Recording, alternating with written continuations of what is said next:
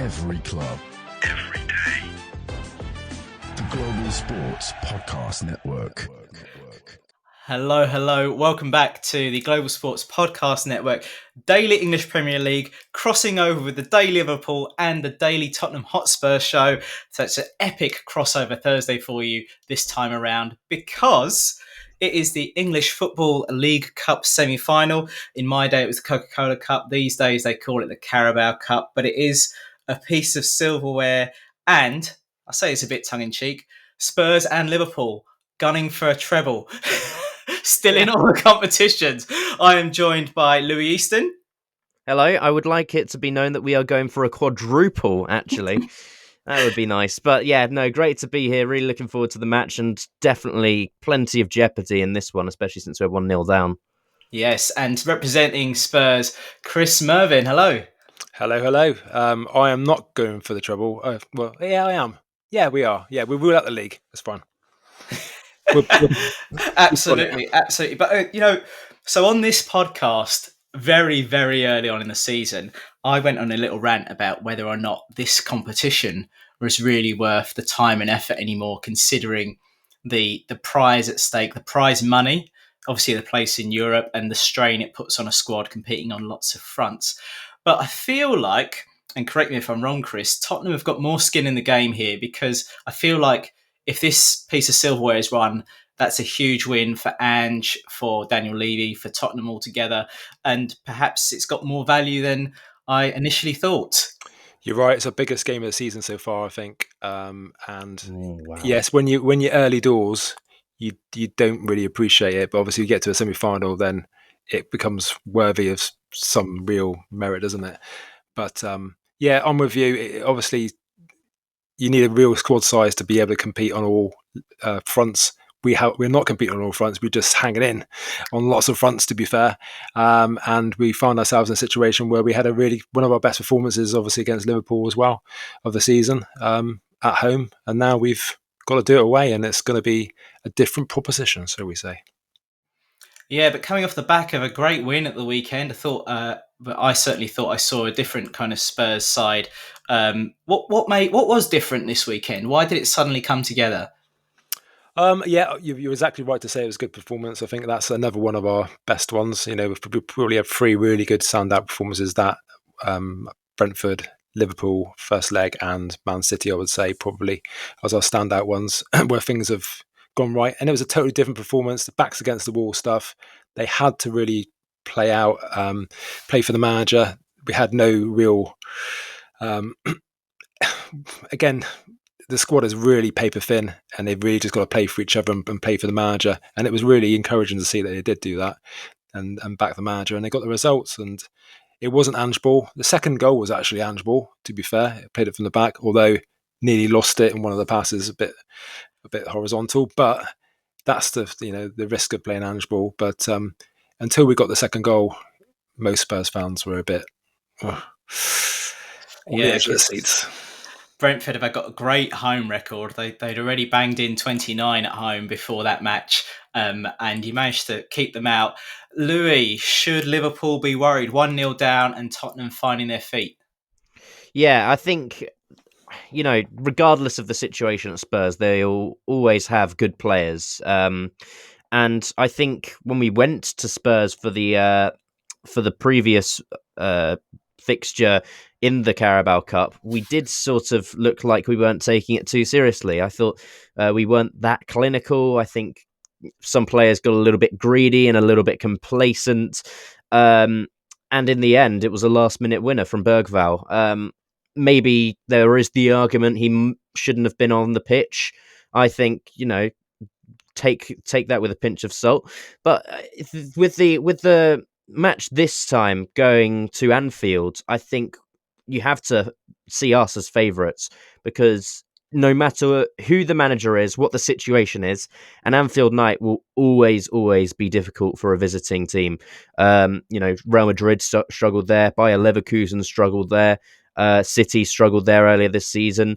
I think you have to see us as favourites. Absolutely. You're putting us in the same fold as Real Madrid. I'm so flattered. You both wear white. And both played Champions League finals against us in recent years as well. That is true. Yeah, we don't talk about that final. Yeah, I think we do. I think there's a lot of neutrals who also don't talk about that final, to be fair. Yeah, that is true. Now the semi-final, that's a good match. Yeah, both of them. Yeah, 100%. Of course, we talked about the prize at stake being potentially Ange keeps his job and Spurs get some silverware. But also the prize, if Tottenham hold out against Liverpool, is potentially, we don't know as of the time of recording, a North London derby in the Carabao Cup final. Yeah, I called it with some of my friends. Because obviously, most Spurs fans have friends who are Arsenal fans. It's kind of the law. And I said, mate, I bet that happens. And obviously, they're going down 2-0 in the first leg. I don't think any teams come back from 2-0 down in a semi-final in the second leg, to be fair. But they had a great win at the weekend. You could say Man City made their own issues and caused their own issues there. But at the same point, it, like us, a couple of wins on the bounce, breeds consistency, a bit of spirit in the team as well. Again, they didn't go in for a striker because they scored 5 goals before, I think. So, yeah, funny enough, both kind of sentiments from that Arsenal performance against City, but also this Brentford Spurs performance, seeing teams that are now kind of taking games by the scruff of their neck and getting results. And it does worry me that not only are Spurs in form, but they look like they're willing to fight and they look like they're going to come to Anfield with the bit between their teeth. And so far, Liverpool have been unstoppable, but also not entirely convincing across 90 minutes. What do you reckon, Louie? Well, I mean, we've only lost once all season in the Premier League. So, give us credit. And well, there was no contentious referee issues there, was there, on any of those matches? Carry on. Okay. You brought Bergvall to the game early doors, all right? I'm putting it there. Anyway, I mean, if you're talking about Liverpool performances, you have to say that we have flashes in every game. And, when you have someone like Salah in your team, you can just rely on him to score at any given moment. But I understand what you're saying about some of our performances may not look overly convincing because we still drew a few this season as well, and we've had to rely on a little bit of luck at times. But we have got quality there, absolutely. We did go through our rough patch earlier, and also we are playing another midweek game next week, which will tire us out even more when everyone else gets a bit of a rest, unless they didn't make it into the next round of the FA Cup this weekend. I don't know, but I still do fancy our chances, even if we do have an off day, just because of Anfield. Yeah, I think that's a huge advantage, and also there is a lot of strength in depth in that squad. I am going to ask Chris about Tottenham's acquisitions in the squad in a moment, but first, let's hear about Zencaster. Here at the Global Sports Podcast Network, we've spent a lot of time selecting our delivery platform, and let me tell you, Zencaster came out the clear winner. With 4K video recording from your phone and AI editing that automatically removes all those ums and ahs, it's super easy to start a podcast that sounds great and is delivered efficiently. If you're ready to tell your story, then check out the link in the show description to learn more about Zencaster. What's an advert? What's an advert? I want to know who that is. That can't be his real accent. There's no way. He's got to be putting that on. He's on the big quality. Yeah, top quality voice acting you get on this podcast. So please stay tuned to the Global Sports Podcast Network. Squad depth. Spurs, I think, have done some decent business. What do you reckon, Chris? Well, we had to, but it's all business which we should have done in the summer, as many Spurs fans would tell you. And we talk about it quite a lot on Daily Tottenham, to be fair. And it's all stuff which, it should have been done a lot earlier. And that's why we've got our issues now, because like we said about squads, they need to be quite deep to be able to play on all fronts. And when they're not, injuries happen because they're just tired. And that's when injuries happen, You don't have to be a major sportsman to know that if you go out for a run and then try doing a run the next day afterwards, you're going to pull something at some point. But yeah, we left it relatively late, and it's went off then, and it's fairly good buys, I think, with Danso as a centre back, and then obviously Tell coming in on the loan with the right to buy as well. Brilliant player, Tell. Yeah, I think player. he's good. He can make a difference, I think, and he might make a difference in the next couple of games. So, I mean, with Bayern Munich, you just feel for some of the youngsters that don't get into the team because you know how good they are. And whenever Tell has played, I've noticed that, especially last season with Bayern Munich, people were calling out for him to start playing. And I think it's brilliant for Spurs to negotiate a buy option into his contract alongside the loan fee because he gives you so much quality. And just because someone doesn't get much playtime at a huge club doesn't mean that they can't then become brilliant players. I mean, he's behind Kane, isn't he? So he's not going to get much game time. He can also play on the left wing, and he's struggling to get in when they have so many winger options. Elise, Gnabry, Sane, Musiala. So I mean, it's so difficult for him to break into that team. But he is honestly, I've seen him play, and he is special. He's one of these players that can just wriggle his way out of trouble with 4 players around him, and then find weird ways of scoring. And he's a player we haven't had at Spurs, to be honest. And we've had some good signings, and Solanke's done really well, to be honest. But we haven't got anybody who can make a difference, especially off the bench, with his speed against maybe a bit tired defence as well. So you say about Liverpool sort of not being always consistent and having to rely on individual brilliance sometimes for Salah in most occasions, and your midfield as well, to be fair. Then I think that's the same. We haven't had that. We haven't had the luxury of it coming off the bench. We've had Werner come off the bench. With respect, hopefully Tell's a lot better. Yeah, I think he is. I think he is. It's like a Gravenberch situation, just not being able to quite break in, but then as soon as he leaves, and I think this will happen, he'll show some class and, maybe transform the team. He's still young as well, Matthias Tell. How old is he again? I think he's 19. 19, yeah, 19. That's just crazy. Sky's the limit for him. Yeah, and I think also, we've seen a bit of this, I think, throughout the window. Decent loan deals that benefit everyone involved. I think it's a good move for Bayern, a good move for Tottenham, good move for Tels, to the point where I'm a little concerned about what he might be able to do if he starts or if he comes on in this fixture. Chris, do you think he'll start?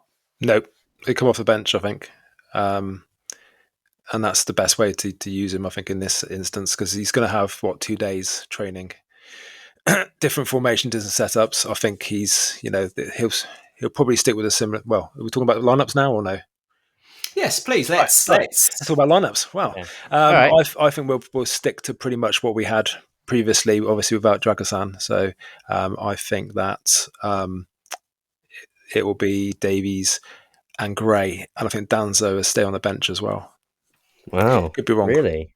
Yeah. Archie Gray is also having he had a really good game against Brentford. In his post-match interview, he did talk about how important it was having Davies next to him, kind of just that experience. And I thought he put in a hell of a shift against Brentford as well.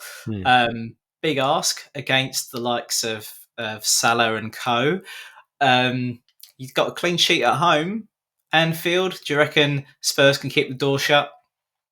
Nope. Who's that question to? Sorry, that's for Chris.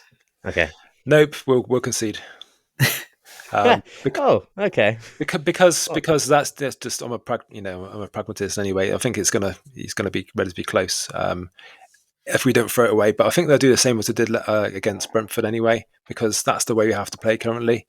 He hasn't got the players. You can't go and embrace a Grand Prix with a trike, and that's what he's trying to do. So essentially, he'll have a block in midfield. Very similar to what we had before, and then I think it'll be 2 lines of defence almost a little bit. We've got to a lead to defend as well, which that's a positive, and we can always catch teams on the counter, regardless of who they are. We just got to have that quality of finishing, and that's what's been missing a little bit, and that comes with confidence as well. So I'm always I'll never say we're going to get beaten because I always believe in my team. So I'm not doing a score prediction yet. I'll do it later. I will come to a score prediction. But Louis, on hate those. onto the subject of kind of teams, interesting that Becker, Alisson Becker started against Spurs. I think it was quite indicative that actually Liverpool take this this competition seriously. In fact, did he start or was it Kelleher? No, I think it was Kelleher that started the last one. I think I read that Alisson might start this game. I'd be surprised if he did, because I mean Kelleher has proven himself as a very, very capable goalkeeper. Yeah, and I also think this will be his last season in a Liverpool shirt. I can't see him staying in the squad once Mamardashvili comes in the summer. And Alisson, you're just not gonna. We're not gonna sell Alisson. No. I think we all know that he's too good to get rid of, and I don't think he wants to go either. So I do think Kelleher will start based on the fact that he seems like the EFL Cup designated goalkeeper at the moment, and we've seen that in previous seasons under Klopp. And Kelleher deserves to play. I don't think he did anything wrong against Spurs. But yeah, I think this is a sort of Curtis Jones game as well. I can see him playing in midfield. Yeah, I'm worried about him. You're worried about because he came on and he got an assist against Bournemouth earlier in the week, and he's sort of been at the centre of stick when he's played at the number 10, just because he's not Dominic Szoboszlai. And very few players are. And I also think Curtis Jones's best football is played from deep. I can't remember which game it was when he did that ridiculous through ball to Mo Salah on the counter attack. But when he's capable of that, and when we have a squad to rotate, I think this is the sort of game where he can start and maybe be a difference. But I don't see him as a sort of player that can come alive when the game's in need of a bit of genius. I think he sort of plays on the vibe of the team a little bit. And I don't really rate his finishing. I think he's the sort of player that's really good for sort of passing to someone before they get an assist. And he's sort of, playing on the turn. I think that's where he plays his best football. So I can see him starting this game, but I would be surprised if he scores. And now he's going to score just because I said that. Well, one player who probably will start because Trent is injured is Connor Bradley. And Connor Bradley has had quite a season already, hasn't he, Louis? He has, yeah. I mean, he was my favourite. He was responsible for my favourite moment against Real Madrid when he flew in on Kylian Mbappe. And yeah, Arne Slot has confirmed that he will, that Trent will not be playing. So I think this is the sort of game where he will put in a really good shift. And also, since Joe Gomez is injured, we can't really afford for him to get injured. So we need him to step up now, and we need him to be a bit safe. I don't want him diving into too many tackles. I don't want him doing too many of those Kylian Mbappe tackles. Because who comes in once he's gone? No one. Oh, gosh. Probably Jarell Quansah again. Yes. So, yeah. But I think he will. He's brilliant with energy. He's not an absolute genius while attacking, but he will do the odd flashy bit of skill, and he has so much confidence. Since he is the captain of Northern Ireland already. He's a better defender, isn't he? Than yeah. I mean, that's a good question. What are you losing going forward? I guess you gain a little bit in defence, but do you think that or not? Well, the thing is, Trent. I think people have very short memories with Trent Alexander-Arnold because I thought he was fantastic in defence at the beginning of this season, but he was sacrificing his attacking play for that. Yeah. He has offered a bit more going forward in recent weeks and then, sacrificed a little bit of defensive.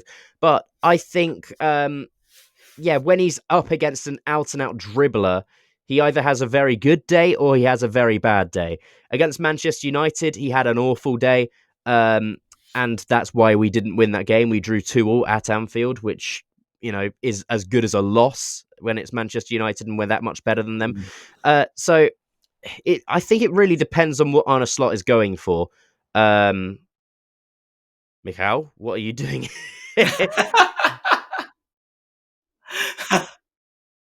No, you are not. Nice to see you there, buddy. Great to see you. See you later. Brilliant. I think we have to leave that in. I have to explain what happened there for the listeners on Spotify. Yeah, so we just had someone accidentally join our Zencaster meeting. Always anyway, nice to see him, but unexpected. Yeah, big fan of him.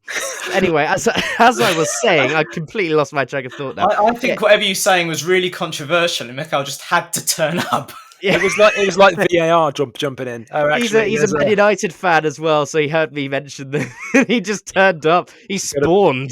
Got a bit excited mentioning 2-2. Yeah. So I think it really does depend on what Arne Slot is going for. If he wants a more creative player going forward, then it's more a Trent thing. But Conor Bradley isn't the sort of player that will just send an inch perfect ball into the box. I think he will be more of a traditional right back in this one. Yeah, I think you're right, and I think sometimes players do get sort of tired with a brush that they're not very good at defensively, etc. And it is really the tactics and what the manager wants and how he sets the team up sometimes as well. We have it with Poirot as well. Yes, he's not. I'm not comparing those two, by the way, but Poirot gets slated for always being up the field and never being very good at defence because he's out of position, etc. But that's because he's asked to push on usually, and actually when he sits back, he can defend. It's just obviously you've got to have a hell of a good engine to be able to defend and attack. I think Poirot is a good player, but he's just been in a very difficult season. I think most players in Spurs have been struggling a lot. I almost thought you were going to say he's just been in a shit team. Excuse my French. You're going to have to now cut that word out. No, you don't. It's university. Thanks for that, Chris. You've given Marcus a lot of work to do after this. I'll be fine. I'll figure it out. Luckily, Marcus. Zencaster gets rid of oohs, ahs, and shids. Hang on. Marcus, I would just like to apologise, by the way. Alisson did play in the EFL Cup match. It was the FA Cup match that he played in, so I got them confused in my head. Sorry. Too many. Cut that bit out as well, if you like. This is why we do preparation. It's obviously Liverpool are competing on too many fronts for that potential quadruple. But before we come back to some thoughts about Spurs competing on 3 fronts still, let's hear more about GSPN. This podcast is part of the Global Sports Podcast Network, the only network bringing you exclusive daily news and views on your Premier League team, the Premier League, women's football and fantasy football. A unique listening experience that puts fans first, bringing you the very latest breaking news from your team. Subscribe wherever you get your podcasts and make us your first listen every day. Global Sports Podcast Network, every club, every day. I think I'm going to do the rest of the podcast in that accent now. It is such a soothing tone compared to our rants about football and players, etc. So much more still I wanted to ask you guys. But you touched upon it a little bit there, Louie. We talked about squad depth, and Chris, you quite rightly pointed out, the amount of depth you need to compete on all these fronts. Little eye on the weekend, because Liverpool will travel to Plymouth, who are bottom of the Championship, away for their FA Cup fixture. Look at their home record. It is good. Oh, okay. Let me see this. I must admit, I haven't done much research about Plymouth for this episode because I thought we wouldn't even get onto it. I must admit, I've not done much research on Plymouth as well. But I am actually more curious with Aston Villa away in the FA Cup on Sunday. I've not done much research on that, to be honest.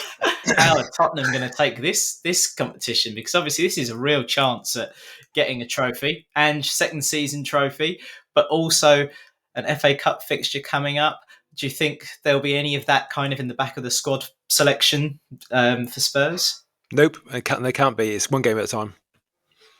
That's the simple answer, because at the end of the day, we haven't got a squad deep enough to plan ahead, and those days are gone, unfortunately. We've got a few players we can rotate, but essentially we are still on bare bones until other players come back, and unfortunately they're not quick injuries to heal, and obviously Dragosan's out now with an ACL to the end of the season, so great Danso's in, but we needed another one on top of that anyway, because Van de Ven is a little bit sore.